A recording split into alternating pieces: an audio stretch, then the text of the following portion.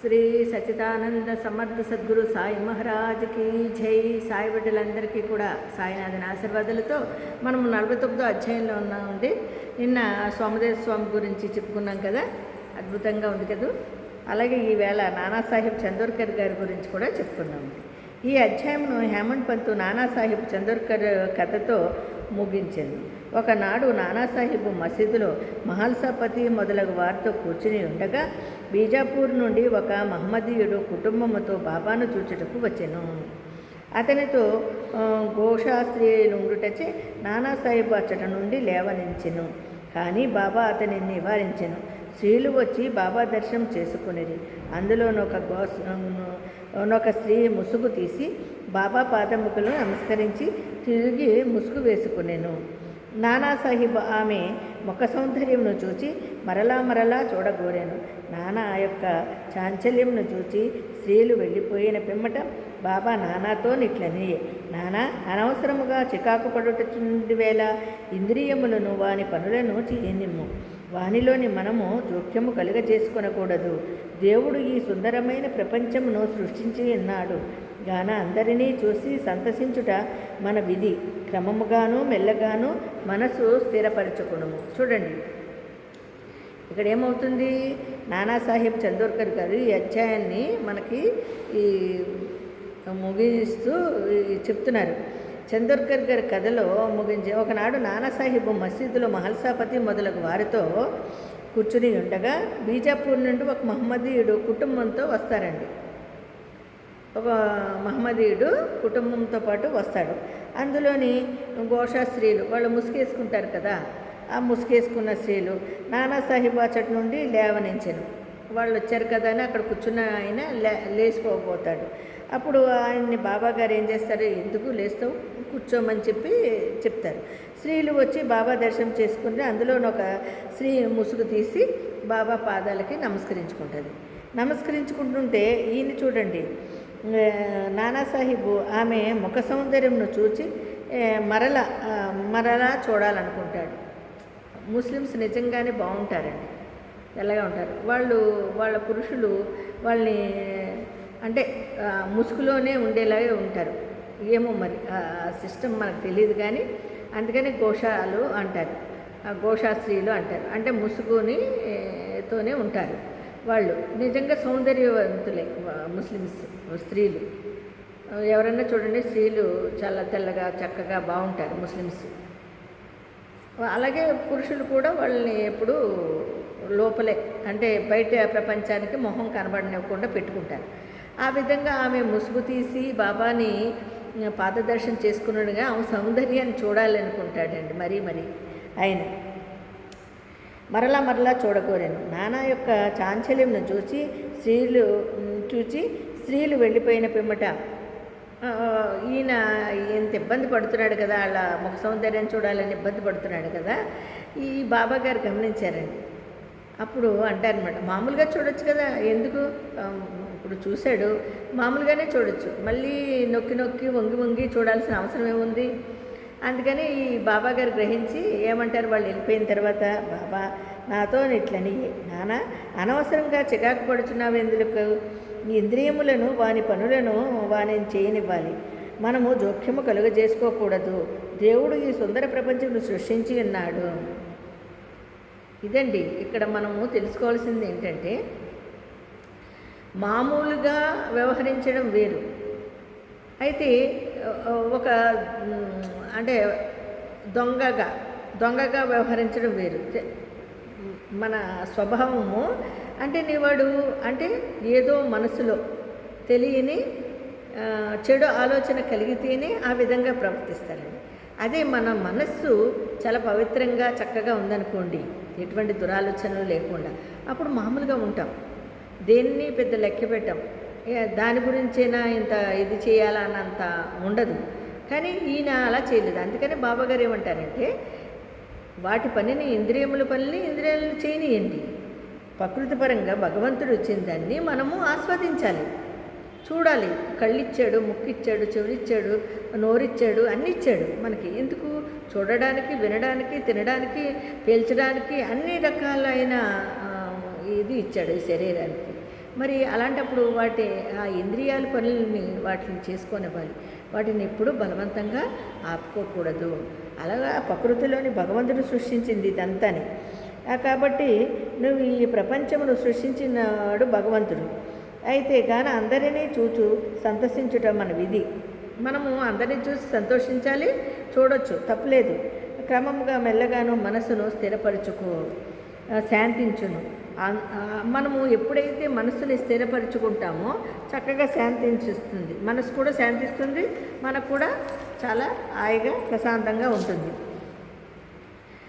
అందుకని ముందు ద్వారము తెరచి ఉండగా వెనుక ద్వారము గుండా పోనేలా మనకి చక్కగా మనము అన్ని రకాలుగా మనసుని ప్రశాంతంగా పెట్టుకుంటే మనం ముందే ఉంది అంతని.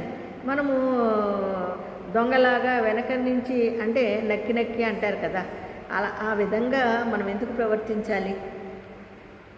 డైరెక్ట్గానే చూడొచ్చు కదా.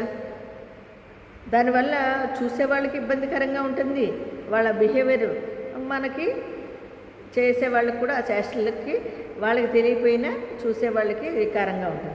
అందుకని బాబా గారు ఏమంటారంటే ముందు ద్వారము తెరిచి ఉండగా వెనుక ద్వారము గుండా పోనేలా మన హృదయము స్వచ్ఛముగా ఉన్నంత వరకు నేమియూ దోషము లేదు. అది మన మనస్సును ఎప్పుడైతే స్వచ్ఛంగా పెట్టుకుంటామో అప్పుడు ఎటువంటి దోషము ఉండదు. ఏ చెడ్డ ఆలోచనలు లేనప్పుడు అతరులకు భయపడనేలా. మనలోని చెడ్డ ఆలోచనలు లేనప్పుడు మనము భయపడన అవసరం ఏముంది? నేత్రములు వాని పనిని అవి నెరవేర్చును, నేర్చుకునవచ్చును. అంటే నెరవేర్చుకొనవచ్చును. అంటే నేత్రములు వాటి పనిని అవి నెరవేర్చుకొనవచ్చును. నీవు సిగ్గుపడి బెదరనేలా? నీవు అంత సిగ్గుపడిపోయి అంత మొహమాటంగా అంత నక్కి నక్కి చూడడమేలా? శ్యామ అచ్చటనే ఉండెను, కానీ బాబా చెప్పిన దానిని గ్రహించలేకపోయాను. ఇంటికి పోవు దారిలో శ్యామ ఆ విషయమై నాన్ననడిగిను. ఆ చక్కని స్త్రీవైపు చూచి తాను పొందిన ఆ చంచలత్వమును కూర్చి నానా చెప్పాను.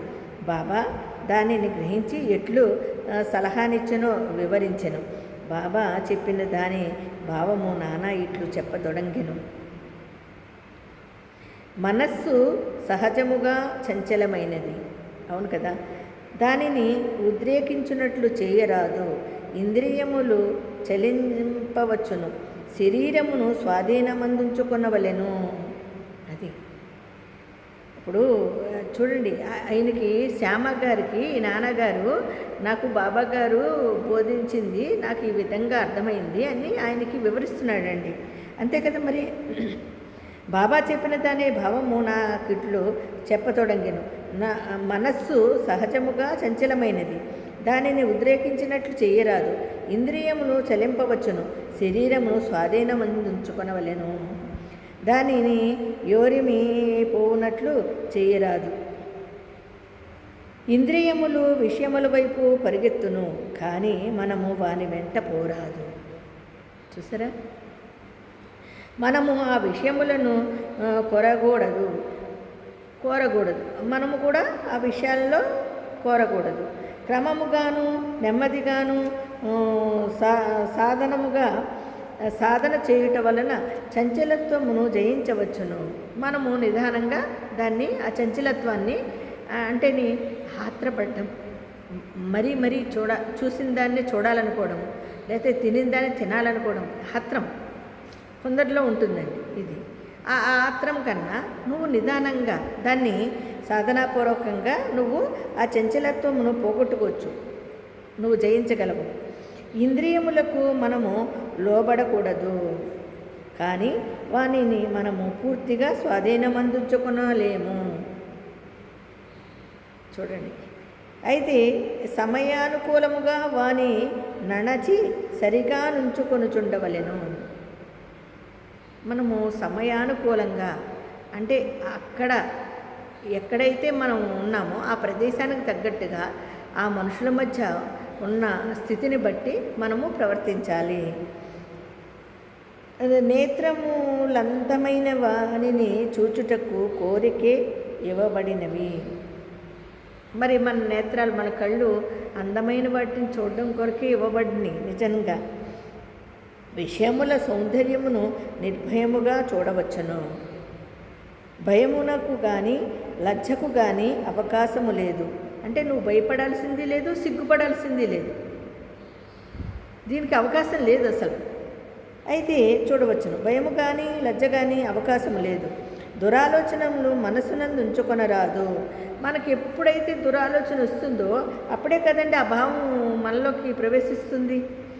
అది అయితే మనస్సున ఎట్టి కోరికయు లేక భగవంతుని సుందరమైన సృష్టిని చూడము. అది భగవంతుని మీద ధ్యాస పెట్టి మనము ఈ సుందరమైన ప్రదేశాన్ని చూస్తే అంతా సుందరంగానే కనిపిస్తుందండి. అంతా భగవత్ స్వరూపమే కనిపిస్తుంది. నిజంగా అందులో ఉండే ఆనందం ఇంకేముంది మనకి చెప్పండి? అదే కదండి అసలైన ఆనందము. మనస్సు ఎట్టి కోరికయు లేక భగవంతుని సుందరమైన సృష్టిని చూడము. ఈ విధముగా ఇంద్రియములను సులభముగాను సహజముగాను స్వాధీనము చేసుకొనవచ్చును. అప్పుడే కదా మనము సులభంగా మన స్వాధీనం చేసుకోవచ్చు. ఈ విషయములు అనుభవించుటలో కూడా నీవు భగవంతుని జ్ఞప్తించుకునేదవు. మనము ఇలాంటి విషయాలను అనుభవించాలన్నా భగవంతుని నిరంతరము మనము జ్ఞప్తించుకోవాలి. బాహ్యేంద్రియములను మాత్రము స్వాధీనమందుంచుకుని మనస్సును విషయముల వైపు పొరగిడనిచ్చినచో. చూడండి ఇక్కడ ఇప్పుడు బాహ్యేంద్రియముల మాత్రము స్వాధీనమందుంచుకుని మనస్సును విషయముల వైపు పొరగిడనిచ్చినచో, వానిపై అభిమానం ఉండనిచ్చినచో చావు పుట్టుకల చక్రం నశింపదు. అది మనలోని ఎప్పుడైతే ఇష్టాలు కోరికలు ఇవన్నీ ఉంటాయి కూడా ఆ వాటిని ఎప్పుడైతే మనం జయించలేకుండా ఉంటామో లేనప్పుడు బాహ్యేంద్రియములను మాత్రమే స్వాధీనమందుంచుకోగలుగుతాము. మనస్సును విషయముల వైపు పరుగడనిచ్చేస్తాం. మనస్సు ఏం చేస్తున్నప్పుడు నిలకడగా ఉండదు. రకరకాల భావాలతో రకరకాల ఈ ఆలోచనలతో పరిగెడుతూ ఉంటుంది. మనం అప్పుడు ఏం చేయాలి? బాహ్యేంద్రియములను మాత్రమే మన స్వాధీనమందు ఉంచుకున్నాము అనుకుంటాం. కానీ మనసును ఎక్కడ ఉంచుకుంటున్నాము? మనసును ఉంచుకోలేకపోతున్నాం. మనసును కూడా మన స్వాధీనమందు ఉంచుకోవాలి. వానిపై అభిమానం ఉండవచ్చునచో చావు పుట్టుకల చక్రము నశింపదు. మనము ఎప్పుడైతే మన మనసుని స్వాధీనమందు ఉంచుకోకుండా ఈ విషయాలపై ఎక్కువ ఇంట్రెస్ట్ చూపించి రకరకాల ఆలోచనలతో మన మనసుల్ని చాంచల్యం చేసుకుంటామో అప్పుడు మన మనసు మన దగ్గర ఉండక రకరకాలుగా పరిగెడుతుంది. అప్పుడు చావు పుట్టుకల చక్రము నశింపదు. మనకి ఈ జన్మలోని లభించవలసింది లభించదు. కాబట్టి ఇంద్రియముల విషయములు హానికరమైనవి. వివేకము అనగా నిత్యానిత్యములు కల భేదమును గ్రహించుట.